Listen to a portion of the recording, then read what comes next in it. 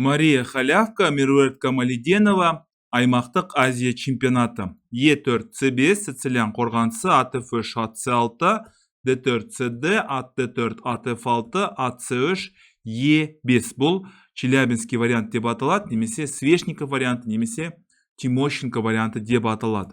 Ат Д Б5, мына торға ұмтылып тұр, Д6 піл Ж5, бұл енді байлау әдісі.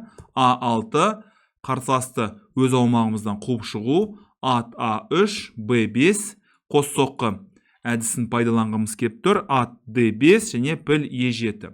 Мына F6-дағы атты қорғауымыз керек. Алдық және С4. Бірден 1, 2 және 3. Осындай амалдарды жүзеге асыру. Б4, мына С3-тегі торға бақылауға алу және мына А3-тегі атқа шабуыл жасау. Ат С2, рокировка, Ж3, енді фианкетта жасағысы кеп тұрған сияқты. А5, мына Б4-тегі сарбазды қорғап тұрмыз. Уәзір F3, дәл қазір ат F6 деген әрекетті жүзеге асырғысы кеп тұр. Піл Ж5, H4, орталық тұрақты, сол себепті оң қанатта немесе сол қанатта шабуыл жасауға болады.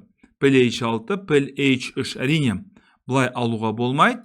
Алатын болсаңыздар жағдай қиындап кетуі мүмкін. Өйткені бүкіл ақторлардың қаншалықты осал екенін көресіздер. Піл Е6, патша F1, бұл енді жасанды рокировка. А4 ештеңеден қысылып тұрған жоқ. Біз патша Ж2, уәзір А5 және Ж4. Бұл өте жауапты шешімдердің бірі. Патшаны әлсіретпеуге тырысуыңыз керек. Ж4 және піл F4, әрине бұлай жүргіміз кеп тұрған жоқ. Өйткені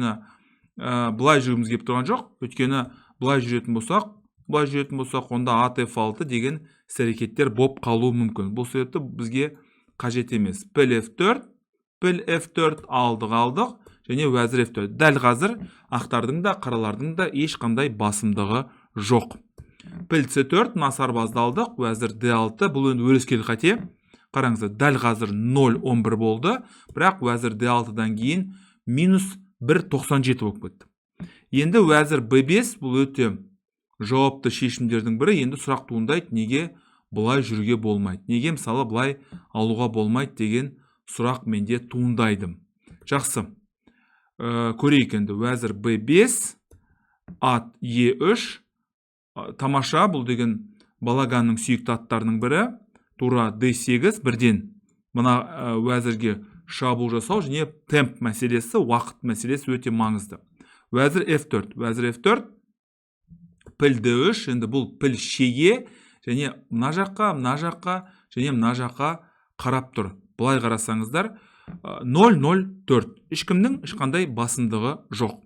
Және F3, бұл өте жауапты шешімдердің бірі. Үнемі айтам, бұл туралы айта берем, мына қомағайлар қатарын босатпаңыздар. Мына F2-дегі сарбазбен қозғалуды өте мұқият болу керек деп. Ат D4, бірден ат деген негізгі орталыққа келді. Ат F5, бұл енді Каспаровтың сүйікті аттарының бірі. Және ат Е6.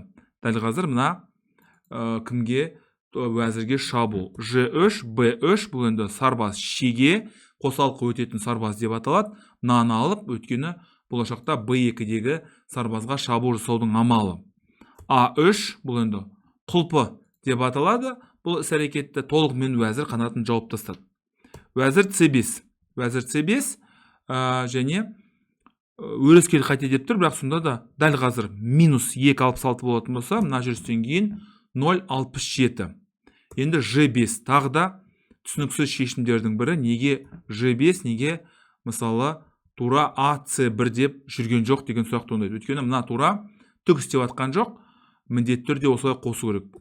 Ж5 қайтадан патшаның қасындағы сарбаздарға ерекше көңіл аудару керек. Уәзір С2 шах, патша F2, ат F4 шах, бұл енді Каспаровтың екінші аты. Мынау да Каспаровтың аты, мынау да Каспаровтың сүйікті аттарының бірі. Бұлай шах, бұлай және піл Е4. Ештеңеден қорқып тұрған жоқ. Әрине, мынаны алатын болсаңыздар, онда бұлай алады. Шах бұлай жүргеннен кейін ат F4 деген сияқты амалдар жүзеге асырылуы әбден мүмкін.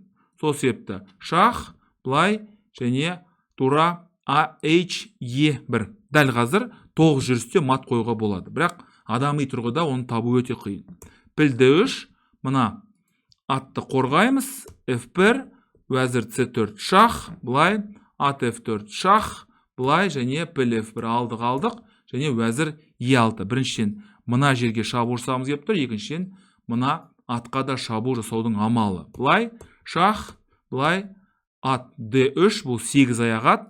Мына жерге де шабуыл жасап тұр, және мына жерге де шабуыл жасап тұр. Уәзір E3, шах, алдық, былай шах, осымен ойын аяқталды. Өткені былай жүрсеңіз, уәзірмен F2 шах болады, былай жүрсеңіз, онда уәзір C2 мат болады. Міне осындай Меруерт Камалиденованың тұңғыш жеңісі.